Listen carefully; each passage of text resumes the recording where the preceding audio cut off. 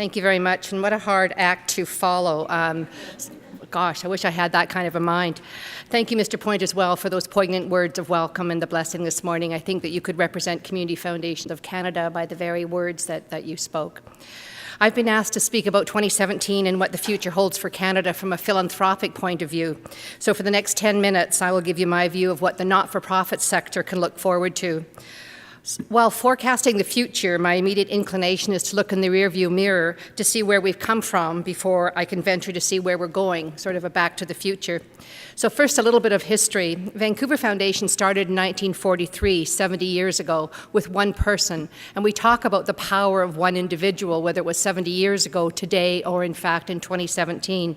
Because in 1943, one individual, Alice Mackay, who had no family, and when she died, she left $1,000 to the Vancouver Welfare Federation. She had a secretarial job. She wanted to help homeless women that were trapped in a cycle of poverty. Inspired by Ms. Mackay's generosity, Vancouver industrialist W.J. Van Dusen added $10,000 to her donation and challenged 9 other of his friends to also match his gift.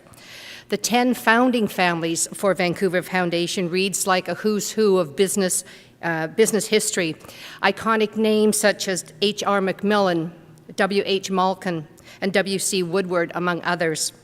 Their original investment of $101,000 as a result of the $1,000 donation of Ms. Mackay has turned into more than $800 million, and we are Canada's largest community foundation, all because one individual started something. For many years, philanthropy in Vancouver was basically the exclusive domain of wealthy white businessmen. For many years, my organization, Vancouver Foundation, reflected that conservative old boys network.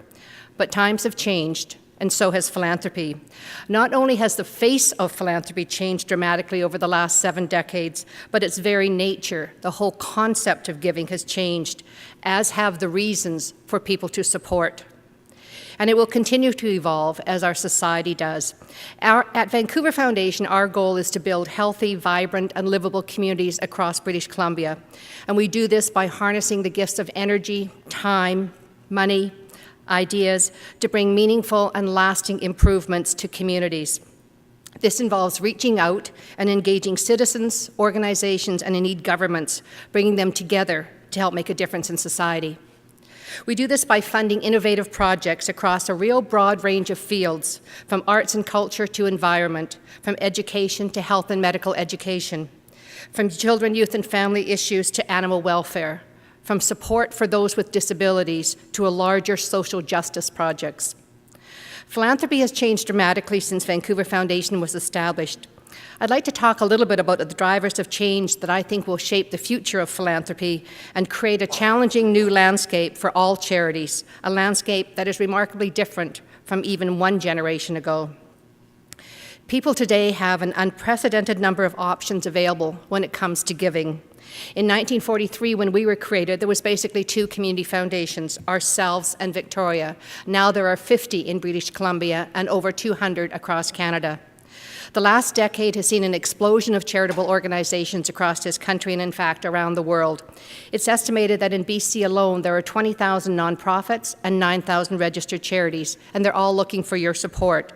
The competition amongst them is tremendous. The face of philanthropy is also changing. Charitable giving is no longer the exclusive enclave of the well-to-do. Over the last decade, philanthropy has opened up to anyone who cares about their community and wants to make a contribution. There's been a tremendous shift from traditional large gifts from wealthy, established philanthropists to everyday people supporting the causes that matter to them. This is a direct result of an educated middle class and the exponential growth of technology. Today, any of us can go online and find out anything that we want to know about a charity. Information is freely available.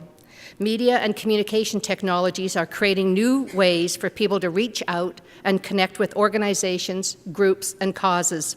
There are new ways of giving, microfinancing, microdonations, crowdsourcing, and new ways to inform. And all of this at a speed and convenience that would have astounded Miss Alice Mackay. We live in a society of instant information where people expect, in fact even demand, immediate answers to their questions and documents. and concerns. And this shift heralds a new era of accountability and transparency for all charities. The donors of today are no longer interested in waiting for compound interest or bull markets to do their slow, inexorable magic. They want results. They want to see the impact of their generosity now. Perhaps the greatest challenge and greatest opportunity that all foundations and all charities face in the future will come from the changing demographic landscape. Across North America, there's a huge gray wave coming. Thousands of baby boomers like myself are getting close to retirement age or are at retirement age. People are living longer. Increasing numbers of young adults continue to live at home, for the better or for the worse, depending if you're a parent or a child. The makeup of the traditional nuclear family has been forever altered, and it's really no longer Leave It to Beaver kinds of homes. There are more single-parent households than ever before, same-sex partners raising children, and singles cohabitating for convenience. But perhaps the most significant and pronounced demographic change is the growing number of new immigrants that are moving to the Lower Mainland. The increasing number of Chinese, South Asians, Filipinos, Koreans, Russians, and other groups who will make up Vancouver's cultural mosaic bring to philanthropy their respective cultural traditions.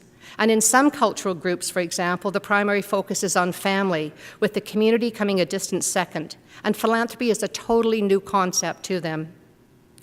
A troubling trend arising from this growing cultural diversity is pointed out by UBC geographer Daniel Hebert, who predicts that ethnic groups in Metro Vancouver will increasingly concentrate in neighborhood enclaves, creating a degree of racial segregation and isolation from the community at large. And this prediction is consistent with the findings that we found when we did our survey last year, Connect and Engage. As part of that survey, we surveyed more than 3,800 residents in Metro Vancouver to determine how connected and engaged they are with their community. The results, quite frankly, surprised us. 31% of the people said it was difficult to make new friends here. 25% of the respondents said that they are much lonelier than they wanted to be. And only 1/4 of respondents had ever participated in a neighborhood event or project. Clearly, people in Vancouver feel isolated and disconnected from their neighbors and from their community.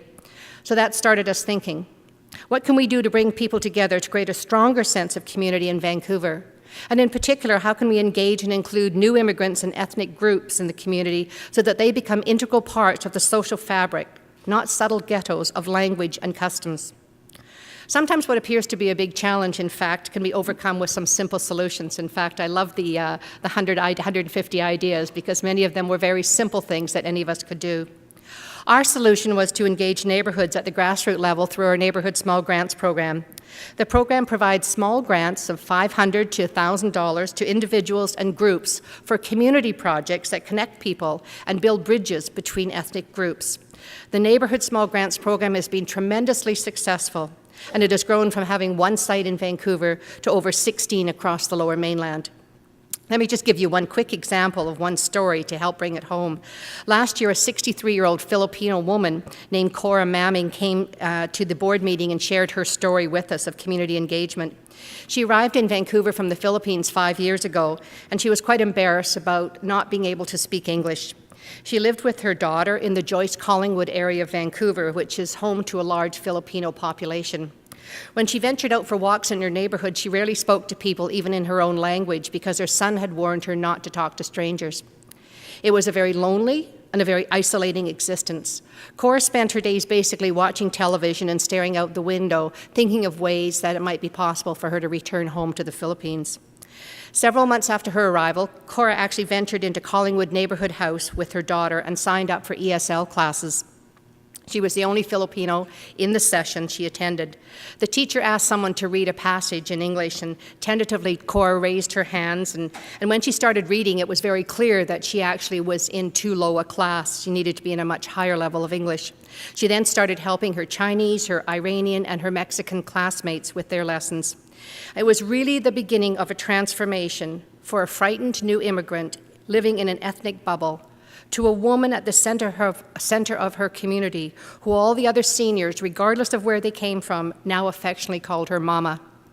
Today, Cora teaches ESL to new immigrants. She recruits seniors from the area to join the weekly walks at the neighborhood house, which are followed by tea and coffee. In the last 2 years, she's organized a neighborhood block party and an earthquake preparedness workshop. Last fall, she organized a Halloween pumpkin carving contest and costume party. Her husband actually complains that he never sees her anymore. She no longer misses the Philippines. She's too busy building bridges in her community. That's just one of thousands of stories, different ways that people have inspired and engaged people, learning how to connect them with their community and bring people closer together. The world we face today is far more complex, more diverse, and changes far more rapidly than the one that Alice Mackay lived in 70 years ago. But I'm convinced that as challenges grow, so do the opportunities. In closing, I'd like to challenge each and every one of you to think about what you can do today to bring people closer together, to shape the community of tomorrow, and to make Canada a better place to work, live, and grow in 2017. More to the point, what is it going to take for you to make a difference and leave a legacy of hope for future generations? At Vancouver Foundation, we are changing direction to accommodate the needs of our community. Our commitment is to expand our Neighbourhood Small program so that every community in Metro Vancouver has one by 2017. We're going to bring people closer together, encourage them to reach out to their neighbours, and strengthen the bonds in their community. We're going to build bridges. And I encourage you to join us in helping the 9,000 charities that are serving you in British Columbia. My idea for the 150th idea is if every person gave $150 to a charity, just think of the difference that it would make. Or $150 to 150 charities, just think of the difference that it would make. Together, the future is in our hands. Thank you.